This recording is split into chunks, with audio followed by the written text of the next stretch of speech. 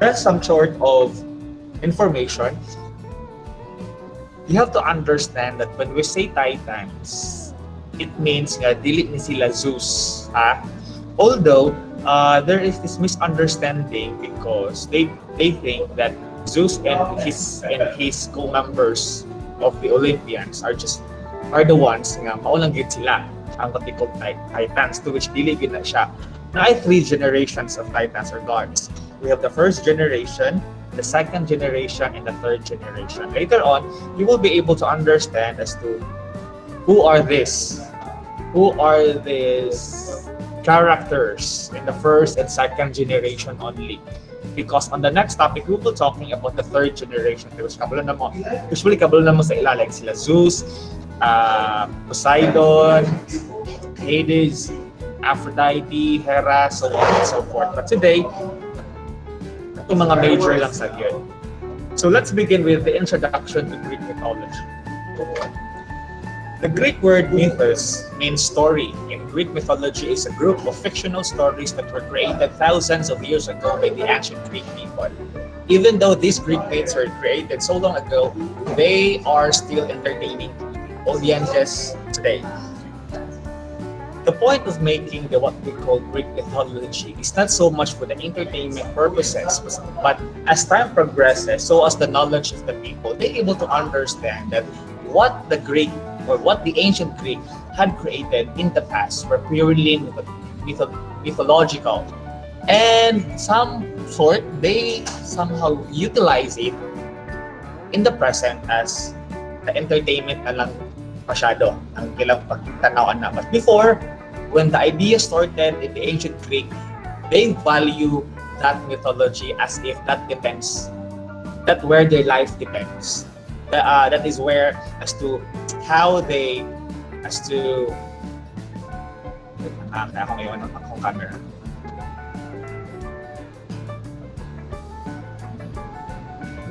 Okay. So they try to understand mythology as a way of reasoning, a way of logical reasonings to explain the culture, to explain the nature, to explain the beginning of everything. That's why among all the mythologies that were created from the past, it is the Greek mythology that served as the very foundation among all. Ibig sabihin, most of the information, most of the reference almost all, are coming from the Greek mythology, where they became the standards of what we call ideas as to how everything began. So,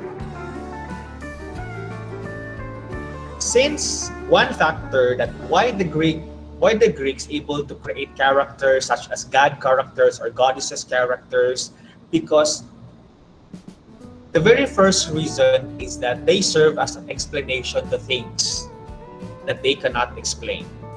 They serve as an explanation to the people as to how the world evolved, as to how the world started, as to how the world will continue to exist through the age of time.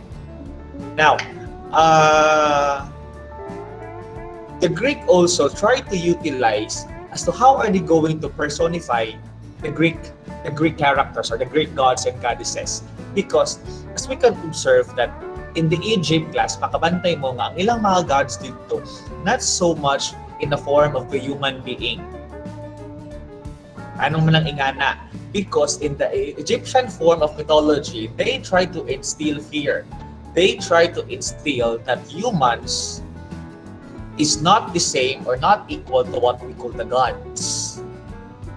But on the part of the Greeks, what they were doing is that they are trying to create mythological characters of gods and goddesses to which in the form of human beings and human beings that could relate to the real human concerns itself or themselves.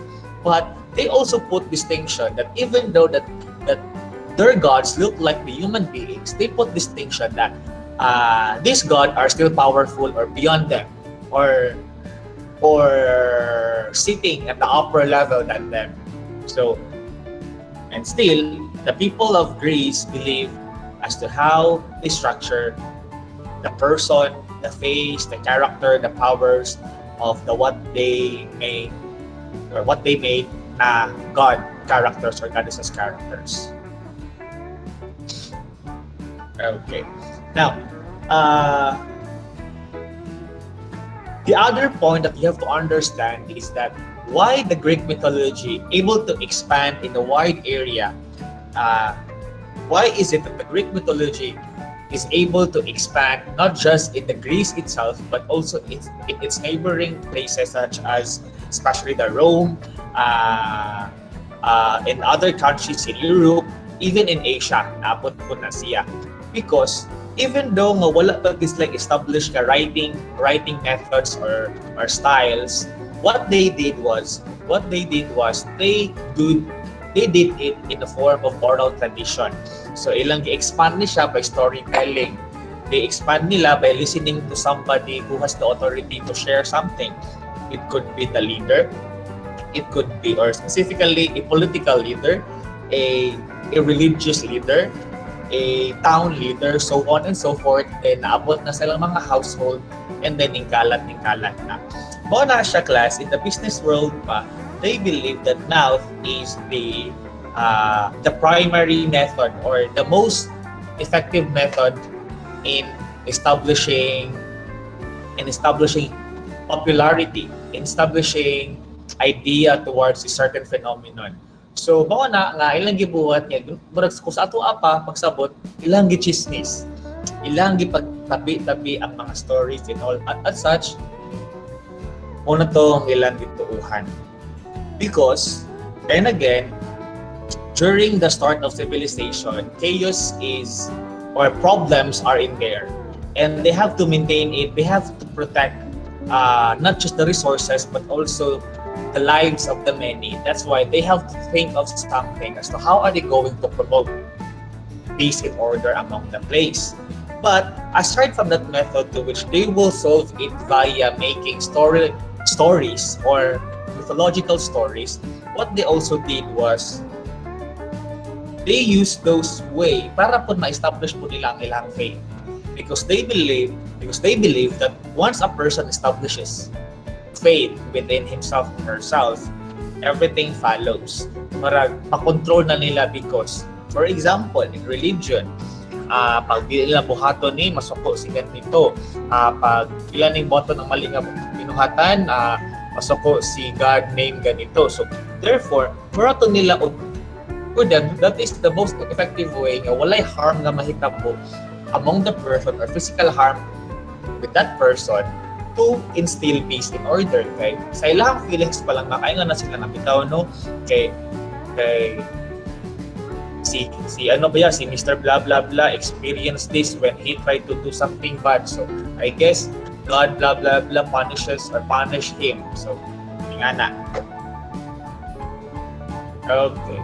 So matutunog, iikon lang ko sa inyo how the mythology expanded is most likely being told by people. And some of it are bards or traveling storytellers. When we say bards, these are the people who try to storytell something like a story of triumph, a story of victory with musical instrument. Because before, kanato ginatawag gani nga kanang spoken poetry na pakaron nga may balaan during this era. It already existed before. We also have what we call yung mga impromptu singing. Dili gyud siya ingon nga kanang singing nagita intro, chorus and all. Ang sila is pura siya og words lang pero ilang ginabtangan og melody. Ingana. Manang ginabuhat sa mga bards before na. That's their way of praising the gods. That's their way of telling us to how powerful this god is or these gods are.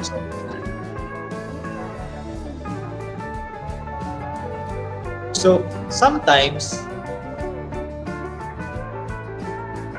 people tend to believe a lot of things, and those things tend to get modified as time progresses. So therefore, there are tendencies that there are some versions of gods, or there are some characters nga maglahi-lahi na ang mga spelling, maglahi-lahi na ang correct context of the story, because knowing ba class nga, sa mouth ba gipaagi ang pag-explain sa mga story.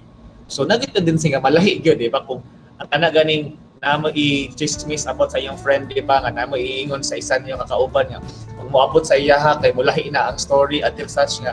Lahi na ang tibok story. So, same po sa ingana. That's why there are scholars who really prioritize or who really focus their major into understanding Greek mythology. So, fortunately, or a good thing happened is that naagya po uban or good number of knowledge nga naka-intact lang gihapon siya. Kaya tungod, iskulahan gyud sa uban. Sa man, good morning, sir.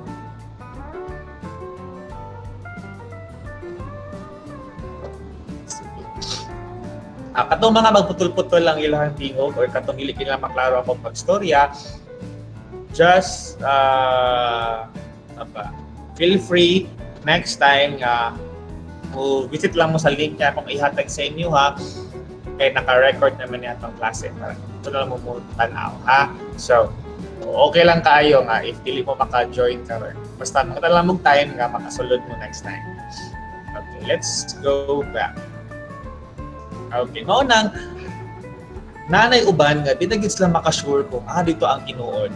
Pero tapos na gina-establish nga namang mga author nga kanang like mga na-PhD katong naagid sila specialization in the culture, na specialization sa kana nga area. So people would tend to believe kay because ilaha man gitong marag iskulahan og tarong. So una po to ang marag nahulog na foundational established facts nga atong ginagamit karon yung mga textbook or parehaan ni nga book. If you are familiar with this, you're familiar with this, right? Dili ba familiar? So, ano siya sa online, tag 1,200 or 400 dito if you want to buy it. This summarizes everything about Greek and Roman mythology. So, ingana. So, di ba? So, mo siya ang Opo. Edith Hamilton. Okay, let's continue. So, the very first that you have to understand is that most stories established in the Greek mythology were established by Homer. Okay, there was this one theory that when Homer made the two famous stories, which is the Iliad and the other is the Odyssey, he wrote it even though he was blind. Yung ganun. So, di ba?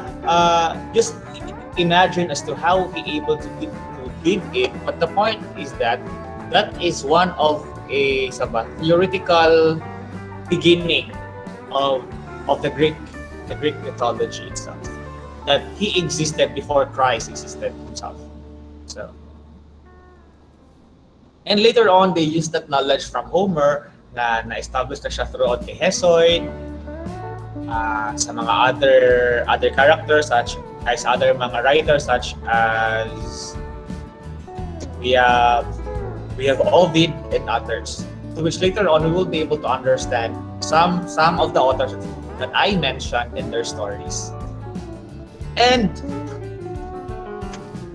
they able to put the knowledge of Homer as quoted the Greek miracle. Greek miracle man siya because thanks to Homer, thanks to the very person which is Homer, he able to establish the what we call the very beginning to which ang Greek yun ang golden foundation of civilization.